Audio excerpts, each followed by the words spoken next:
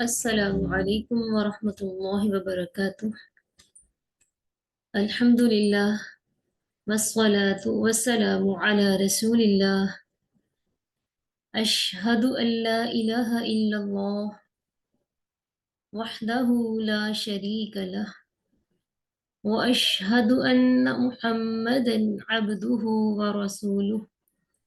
نبینا محمد وعلی آلہ وصحبہ اجمعین آمین یا رب العالمین۔ جی، سب سے پہلے تو آپ کو رسول اللہ صلی اللہ علیہ وسلم کی وصیت کے مطابق ملخص علوم شریعہ کورس میں خوش آمدید۔ میں ہوں آپ کے ساتھ محب الدین و شریعہ کالج سے آپ کی بہن بریرہ عطا۔ اللہ تعالیٰ سے دعا ہے اللہ تعالیٰ ہمیں اس کلاس کا بطور خاص فہم القرآن کا حق ادا کرنے کی توفیق عطا فرمائے، آمین یا رب العالمین۔ جی، آج ہم انشاءاللہ اللہ تعالیٰ کی توفیق سے سورۃ البقرہ میں آیات نمبر 78 سے 82 تک سبق پڑھیں گے۔ تو آئیے ہم کلاس کا آغاز کرتے ہیں۔ چند کلمات کی تلاوت کے ساتھ۔ اعوذ باللہ من الشیطان الرجیم وَمِنْهُمْ أُمِّيُّونَ لَا يَعْلَمُونَ الْكِتَابَ إِلَّا أَمَانِيَّ وَإِنْ هُمْ إِلَّا يَظُنُّونَ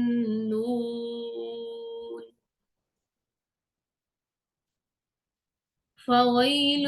لِّلَّذِينَ يَكْتُبُونَ الْكِتَابَ بِأَيْدِيهِمْ ثُمَّ يَقُولُونَ هَٰذَا مِنْ عِندِ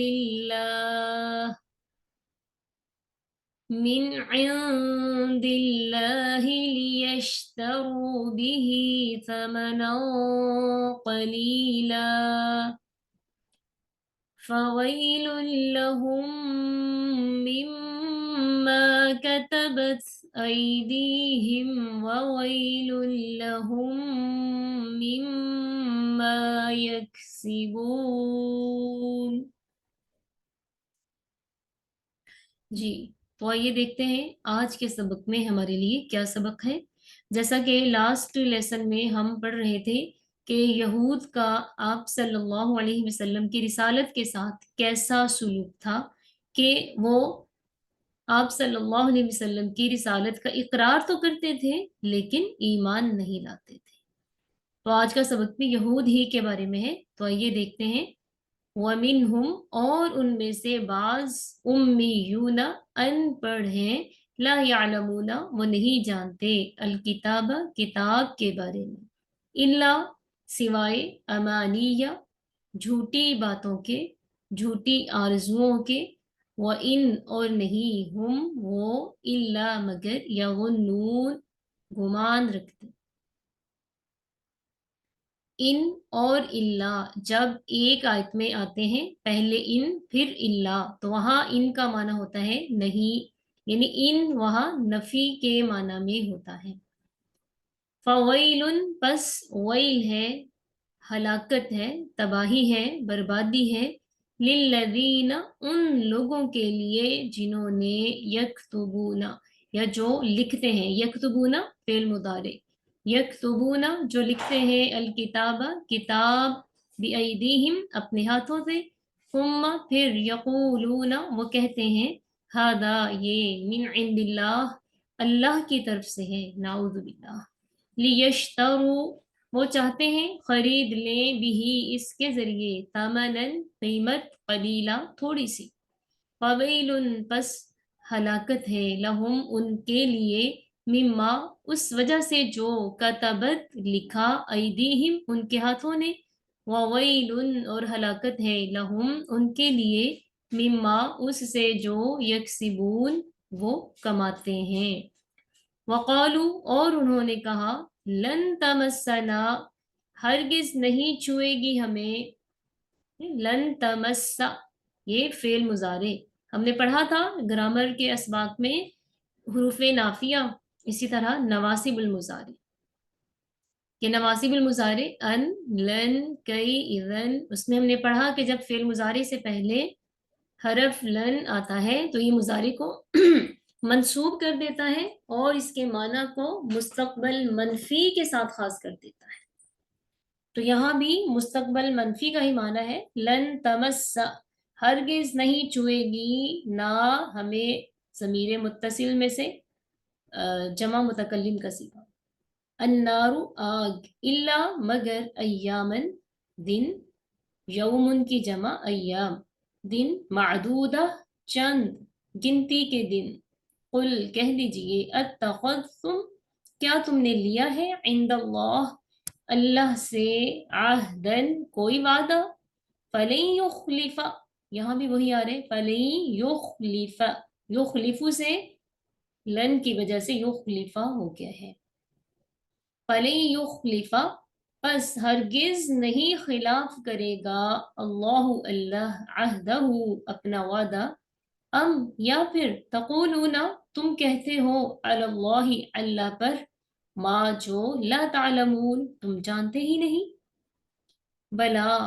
क्यों नहीं, मन जिसने, कसबा कमाई, सय्यतन कोई बुराई, व अहातत और घेर लिया, बिही उसे, खतीअतुहु उसकी बुराइयों ने, फउलाइका बस यही लोग, अस्हाबुन्नार आग वाले हैं, हम वो फीहा उसमें, खालिदून हमेशा रहने वाले हैं, वल्लदीना और जो लोग, आमनु ईमान लाए, व आमिलू और उन्होंने अमल किए, अस्सालिहात नेक, उलाइका यही लोग, अस्हाबुल जन्नह जन्नत वाले हैं, हम वो फीहा उसमें, खालिदून हमेशा रहने वाले हैं। तो आइए हम देखते हैं कि इन आयात का माना मफहूम क्या है। वमिनहुम उम्मियून ला यअलमूनल किताब इल्ला अमानिय व इनहुम इल्ला यज़ुन्नून। यहाँ पर लफ्ज उम्मीयूना ये जमा का लफ्ज है जिसका वाहिद है उम्मीयुन, ठीक है, उम्मीयु। तो उम्मी, उम्मी किसे कहते हैं, उस शख्स को उम्मी कहते हैं जो लिखना ना जानता हो। इसीलिए अल्लाह ताला कह रहे हैं कि ला यअलमूनल किताब, के इनमें से कुछ ऐसे लोग हैं जो लिखना नहीं जानते, तो ला यअलमूनल किताब, तो वो किताब को भी नहीं जानते, यानी कि उनको पता ही नहीं है कि इस किताब में क्या लिखा हुआ है, इल्ला अमानिया व इनहुम इल्ला यज़ुन्नून। तो जैसे यहूद को कहा गया है कि ये अनपढ़ है, ये नहीं जानते कि किताब में क्या लिखा हुआ है, तो बिल्कुल इसी तरह उम्मी की सिफत नबी अकरम सल्लल्लाहु अलैहि वसल्लम के लिए भी है कि आप लिखना नहीं जानते थे। जैसा कि अल्लाह ताला ने सूरतुल अनकबूत आयत नंबर 48 यानी 48 में अल्लाह ताला फरमाते हैं, वमा कुन्त ततलू मिन क़ब्लिही मिन किताबिन वला तख़ुत्तुहु बियमीनिक इज़ल लर्ताबल मुब्तिलून। यानी अल्लाह ताला फरमा रहे हैं कि आप सल्लल्लाहु अलैहि वसल्लम इस कुरान से पहले कोई किताब नहीं पढ़ते थे और ना उसे अपने दाएं हाथ से लिख ही सकते थे। अगर ऐसा होता तो अहले बातिल जरूर शक करते। इसी तरह नबी सल्लल्लाहु अलैहि वसल्लम ने फरमाया कि हम ना ख्वांदा लोग हैं, ना लिखना जानते हैं और ना लिखना जानते हैं ना हिसाब जानते हैं। तो आपने फरमाया महीना कभी इतना इतना और इतना होता है, एक दफा आपने हाथ के इशारे से 29 दिन और दूसरी दफा 30 दिन शुमार करवाए। यानी आप फरमाते हैं कि हम अपनी इबादत और उनके औकात के लिए हिसाब किताब के मोहताज ही नहीं हैं।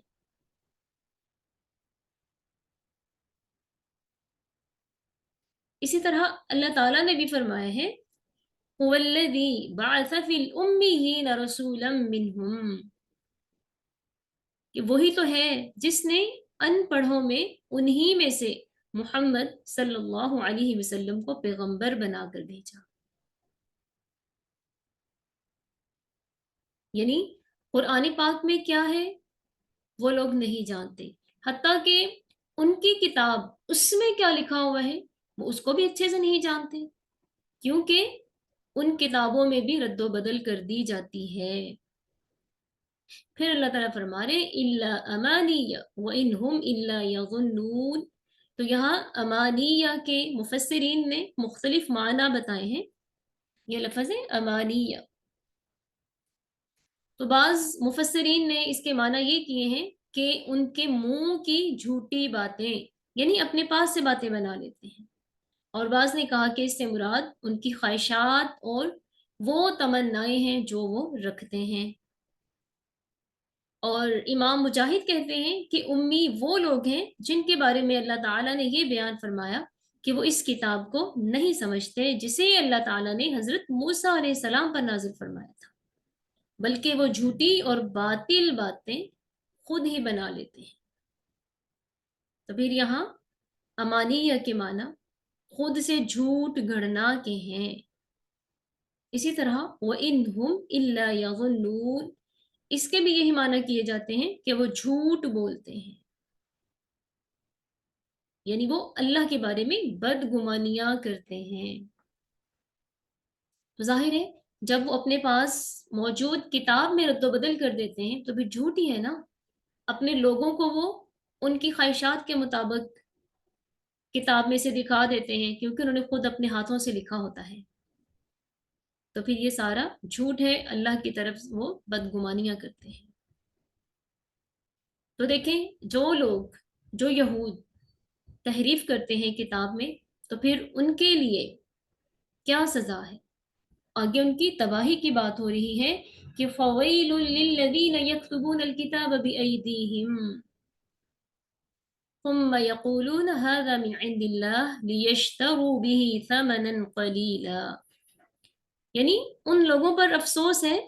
जो अपने हाथ से किताब लिखते हैं और कहते हैं कि अल्लाह के पास से आई है, ताकि इसके बदले थोड़ी सी कीमत हासिल कर लें। यानी वो दुनिया का नफा चाहते हैं ना, दुनिया का नफा हासिल करने के लिए वो अल्लाह ताला के अहकाम को ही बदल डालते हैं। तो ऐसे शख्स के लिए बदबख्ती के सिवा और हो क्या सकता है। तो ये यहूद की एक दूसरा ग्रोह है,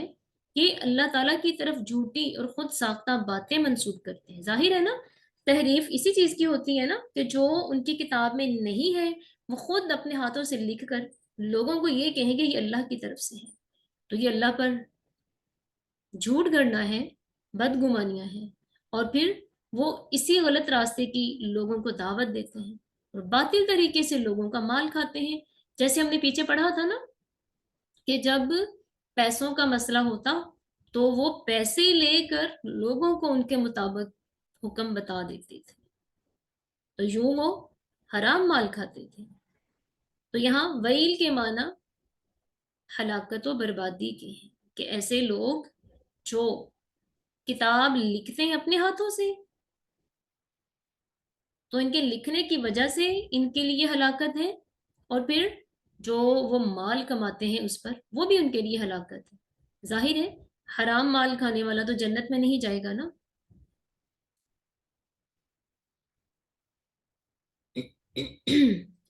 तो इसी तरह हजरत हसन हसन बसरी फरमाते हैं कि तमाम की तमाम दुनिया ही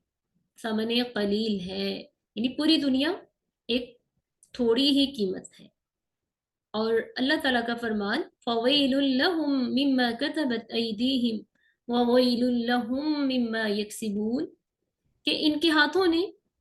जो लिखा उसकी वजह से उनके लिए हलाकत है, और जो वो कमाते हैं उसकी वजह से उनके लिए हलाकत है। यानी उस पर भी हलाकत है जो उन्होंने अपने हाथों से झूठ गढ़ा, और फिर उस पर भी हलाकत है जो उन्होंने झूठी बातों से हराम कमा कर खाया।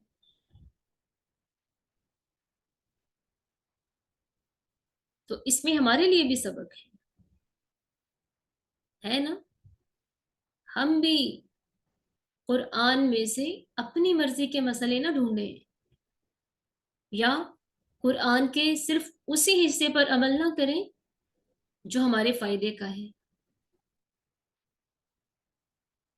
جس میں ہمیں فائدہ نہ لگے اس حکم کو ہم چھوڑ کے آگے بڑھ جائیں،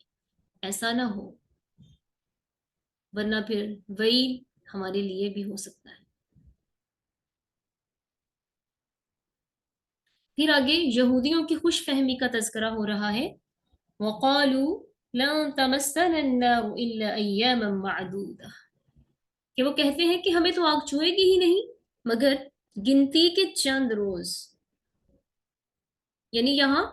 اللہ تعالیٰ یہود کے بارے میں فرما رہے ہیں کہ انہوں نے اپنے بارے میں یہ دعویٰ کیا کہ دوزخ کی آگ چند دنوں کے علاوہ ہمیں چھو ہی نہیں سکے گی، یعنی چند روز کے بعد وہ اس سے نجات پا جائیں گے۔ چنانچہ اللہ تعالیٰ ان کی بات کا رد کرتے ہیں اور فرما رہے ہیں قُلْ أَتَّخَذْتُمْ عِندَ اللَّهِ، کہ اے نبی آپ ان سے پوچھئے کہ کیا تم نے اللہ سے وعدہ لیا ہے کوئی ایسا کہ تمہیں آگ صرف چند روز ہی چھوئے گی، پھر تمہیں اس کے بعد آگ چھو نہیں پائے گی، تمہیں عذاب نہیں ہوگا، تم جہنم سے نکال لیے جاؤ گے۔ قُلْ أَتَّخَذْتُمْ عِندَ اللَّهِ عَهْدًا فَلَن يُخْلِفَ اللَّهُ عَهْدَهُ، اللہ تعالیٰ کہہ رہے کہ ان سے پوچھو کیا کوئی وعدہ ہے اللہ سے تمہارا ایسا؟ اگر واقعی ہی ایسا ہے، اللہ سے وعدہ ہے، پھر تو ٹھیک ہے، پھر واقعی ایسا ہوگا، کیونکہ فَلَن يُخْلِفَ اللَّهُ عَهْدَهُ، کہ اللہ تعالیٰ تو ہرگز اپنے وعدے کے خلاف نہیں کرتا۔ یا پھر ام تقولون علی اللہ ما لا تعلمون، یہاں جو حرف ام ہے یہ بل کے معنی میں ہے، ٹھیک ہے، یعنی ایسا تو کوئی وعدہ ہی نہیں ہے بلکہ تم اللہ تعالیٰ کی طرف جھوٹی باتیں منسوب کرتے ہو، وہ باتیں جن کو تم خود بھی نہیں جانتے، یعنی اللہ سے کوئی وعدہ تو نہیں ہوا نا، تو اس کے باوجود یہ کہنا کہ ہمیں تو آگ بس چند روز ہی چھوئے گی، تو یہ غلط ہے۔ حضرت عبداللہ بن عباس رضی اللہ تعالیٰ عنہ وہ کہتے ہیں کہ یہود کہتے تھے کہ ہمیں آگ صرف 40 راتوں تک چھوئے گی، اور بعض مفسرین نے کہا کہ ان کا خیال تھا کہ انہیں آگ صرف اتنی ہی مدت چھوئے گی جتنی مدت انہوں نے بچڑے کی عبادت کی تھی۔ پیچھے اس بات میں ہم نے پڑھا تھا نا، یہود نے بچڑا بنا لیا تھا تو پھر وہ اس کی پوجا کرتے تھے، تو کہتے ہیں جتنے دن ہم نے بچڑے کی پوجا کی تھی نا صرف اتنے ہی دن ہمیں آگ چھوئے گی۔ تو یہ ساری باتیں انہوں نے اپنے پاس سے گھڑی ہوئی ہیں، جبکہ اللہ تعالیٰ کیا کہہ رہے ہیں، بلا من کسب سیئۃ وأحاطت به خطیئته فأولئک اصحاب النار ہم فیہا خالدون۔ کیا فرما رہے ہیں یہاں اللہ تعالیٰ؟ اللہ تعالیٰ کہہ رہے ہیں کہ نہیں، ایسا نہیں ہوگا کہ ایک شخص گناہوں کا پلندہ لے کے آ جائے اور وہ یہ چاہے کہ اسے آگ نہ چھوئے یا چند دن اسے آگ چھوئے اور پھر اس کو آگ سے نجات مل جائے، ایسا نہیں ہوگا، بلکہ اللہ تعالیٰ فرماتے ہیں کہ بات اس طرح نہیں ہے جس طرح تم تمنا رکھتے ہو، جس طرح تمہاری خواہش ہے، بلکہ بات یہ ہے کہ جو برا کام کرے اور اس کے گناہ ہر طرف سے اسے گھیر لے اور وہ قیامت کے دن اس حال میں آئے کہ اس کے پاس ایک بھی نیکی نہ ہو بلکہ اس کے تمام اعمال برائیوں سے ہی بنے ہوں، تو ایسا شخص ہمیشہ کے لیے جہنم میں ہی رہے گا۔ لیکن والذین آمنوا وعملوا الصالحات اولئک اصحاب الجنہ ہم فیہا خالدون، اس کے برعکس جو ایمان لائے گا، نیک اعمال کرے گا، تو ایسے ہی لوگ جنت کے مستحق ہیں، تو وہی لوگ ہمیشہ کے لیے جنت میں رہیں گے۔ یعنی اللہ تعالیٰ فرما رہے ہیں کہ جو شخص جس حال میں ہمارے پاس آئے گا اس کو ویسا ہی انجام دیا جائے گا، یعنی گناہوں کا انجام برا ہوگا، نیکیوں کا انجام اچھا ہوگا، جیسے اللہ تعالیٰ نے سورۃ النساء میں فرمایا ہے لیس بِأَمَانِيِّكُمْ وَلَا أَمَانِيَّ أَهْلِ الْكِتَابِ مَنْ يَعْمَلْ سُوءًا يُجْزَ بِهِ ولا يجد له من دون الله وليا ولا نصيرا ومن يعمل من الصالحات من ذكر أو أنثى وهو مؤمن فأولئك يدخلون الجنة